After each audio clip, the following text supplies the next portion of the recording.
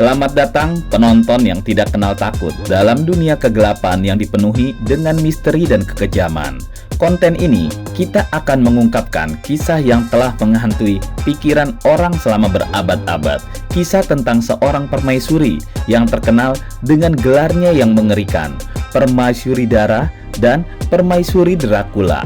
Ya, marilah kita berkenalan dengan Kontes Elizabeth Bathory, si Permaisuri Darah. Lahir di masa yang dipenuhi oleh kekuasaan dan kekayaan keluarga.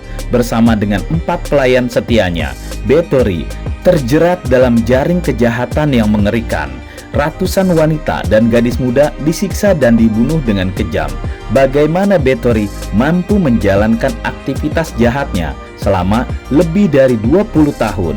Selain legenda kekejaman Bathory, ada klaim lain yang menambahkan elemen kegelapan dalam kisahnya. Dikatakan bahwa Bathory mandi dengan darah perawan agar tetap awet muda. Namun, apakah klaim ini benar-benar terjadi atau hanya mitos yang tumbuh seiring berjalannya waktu? Meski banyak pertanyaan yang belum terjawab, tak dapat disangkal bahwa Permaisuri Elizabeth Bathory telah meninggalkan jejak yang mengerikan dalam sejarah. Apakah dia benar-benar menjadi inspirasi bagi tokoh terkenal Dracula, karya Bram Stoker? Kekejaman dan aksi sadisnya mencerminkan sisi gelap manusia yang sulit dipahami. Bersiaplah untuk memasuki dunia misteri dan kekejamannya yang melingkupi tentang Elizabeth Bathory. Mari kita berani menggali lebih dalam dan menemukan kebenaran di balik kisah gelap ini.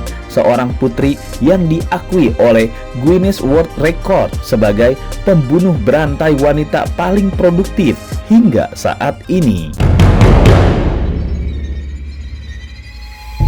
Nomor 10.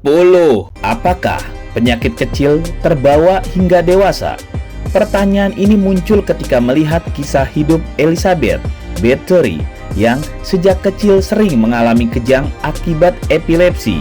Pada masa itu, epilepsi dikenal sebagai penyakit jatuh dan pengobatannya pun sangat aneh.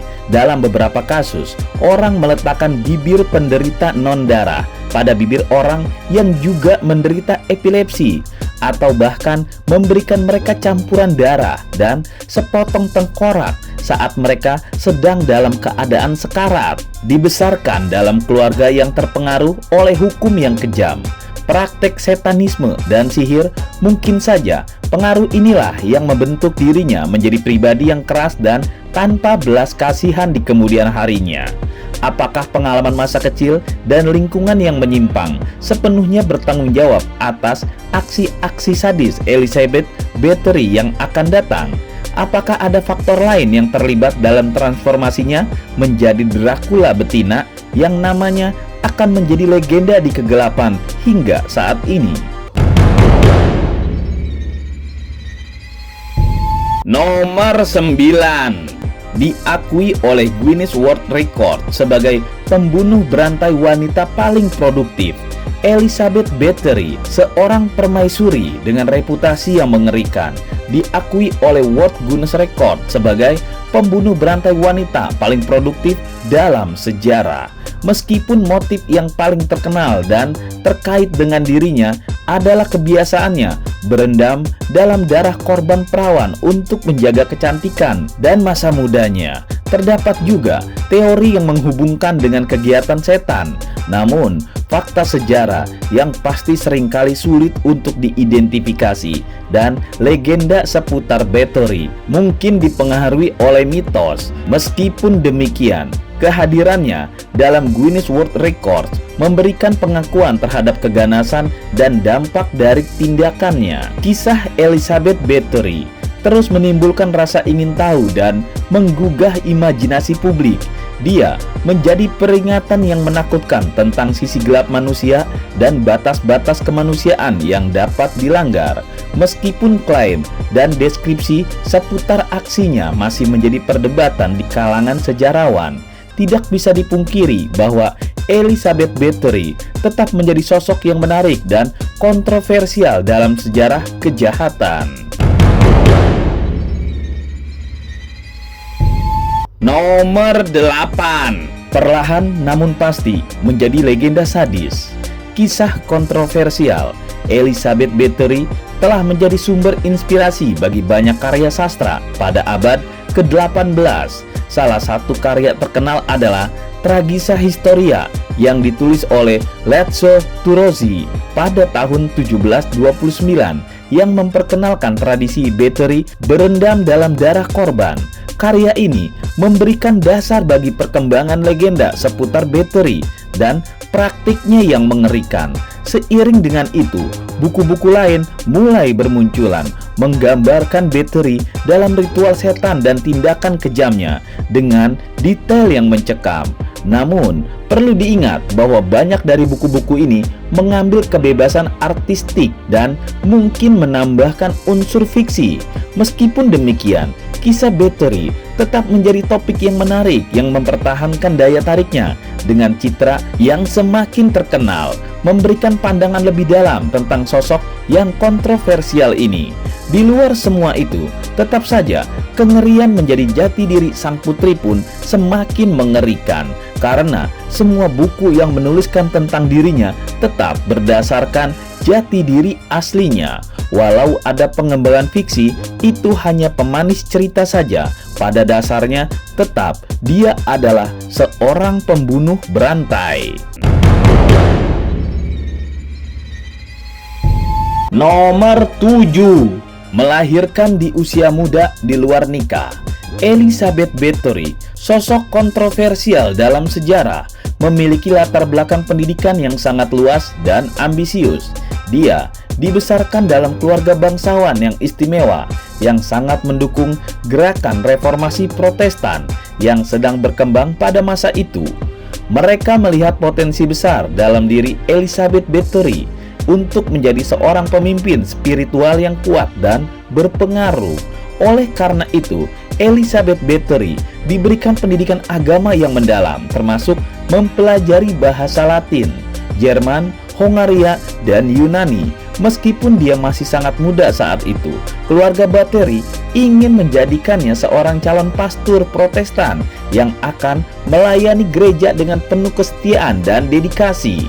Namun, takdir Elizabeth mengalami perubahan yang dramatis ketika dia melahirkan seorang anak pada usianya yang sangat muda. Sebelum menikah, keluarga Bathory menghadapi dilema besar karena peristiwa ini tidak hanya bertentangan dengan ajaran gereja, tetapi juga dapat merusak reputasi mereka.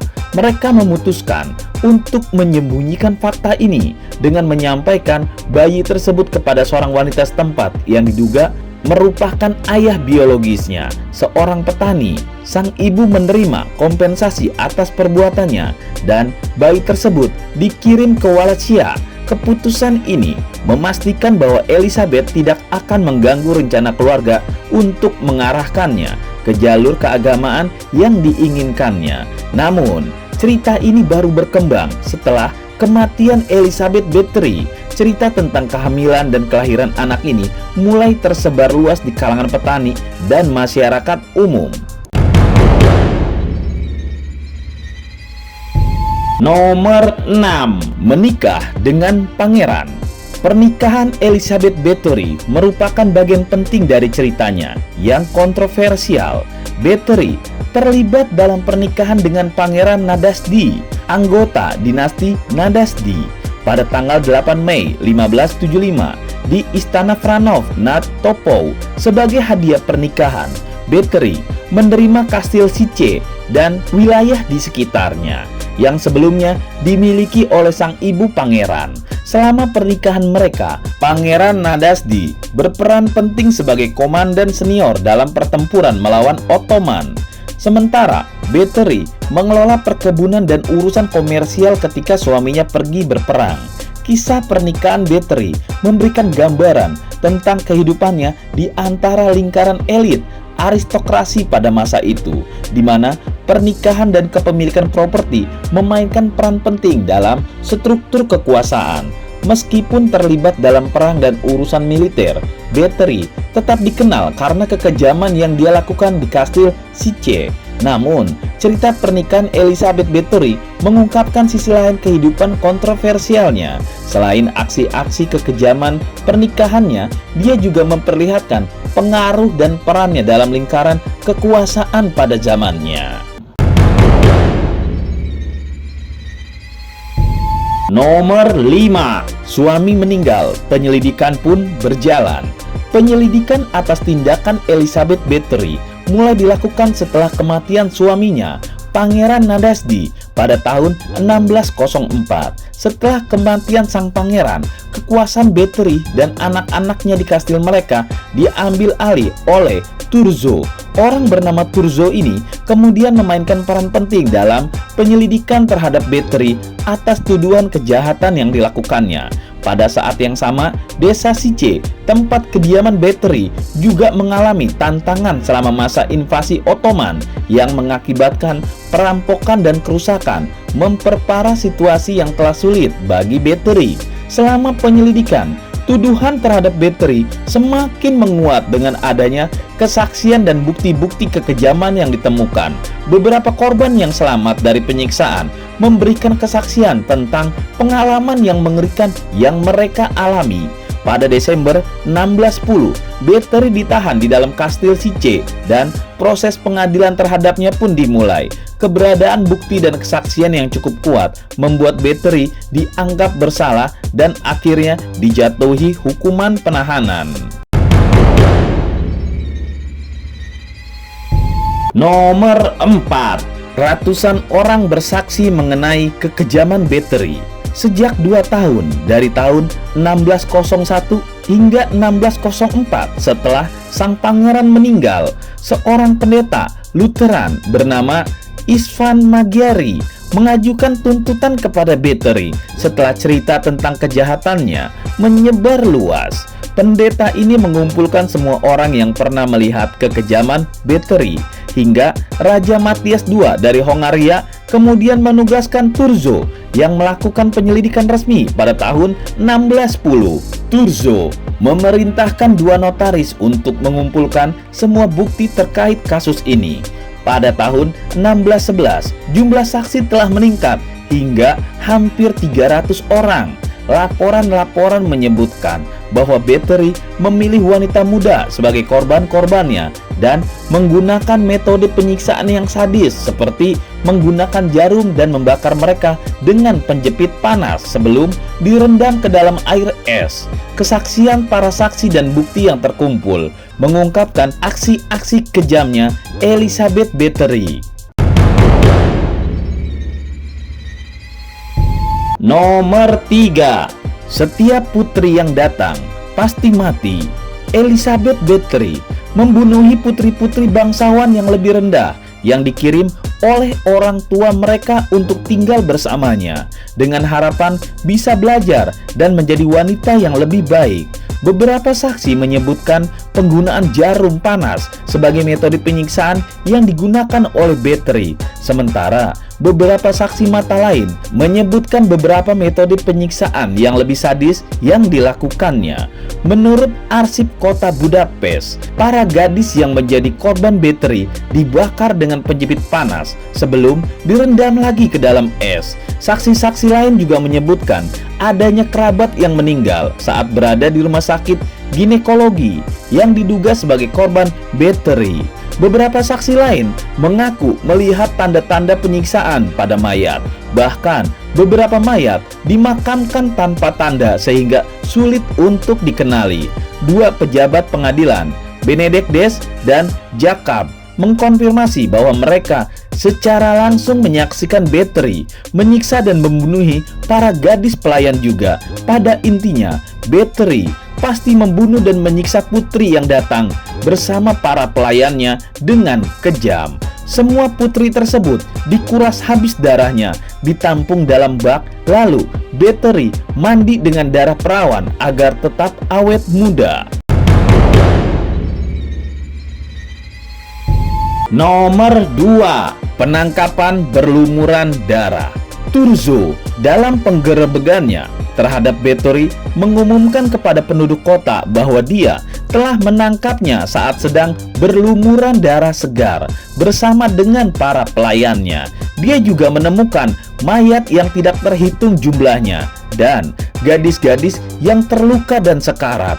Para pelayan yang memberikan pengakuan mengungkapkan bagaimana penyiksaan yang dialami oleh para putri-putri itu. Misalnya, Putri Ilona dan Putri Dorothea setelah jari-jari mereka dipotong menggunakan penjepit yang dipanaskan, dibakar hidup-hidup. Selain itu, Putri Janos dieksekusi dengan dipenggal dan tubuh-tubuh mereka kemudian dibakar. Akibat pengakuan mereka, para pelayan tersebut juga dijatuhi hukuman mati oleh pengadilan.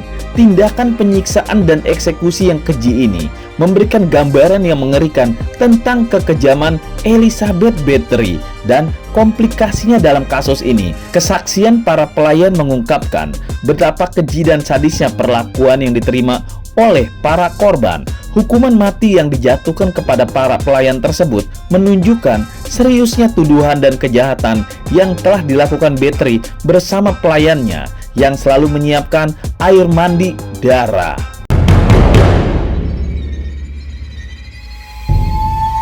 Nomor 1, dipenjara dan kematian Bathory. Terbukti bersalah dan dipenjarakan dalam kastil Sice, Elizabeth Bathory menghabiskan sisa hidupnya dalam kurungan. Sebagai seorang wanita bangsawan yang kaya dan berkuasa, Bathory tidak dianggap pantas untuk dipenjarakan bersama penjahat biasa. Sebagai gantinya, dia dikurung di kastilnya dengan posisi yang mirip dengan konsep penjara rumah modern.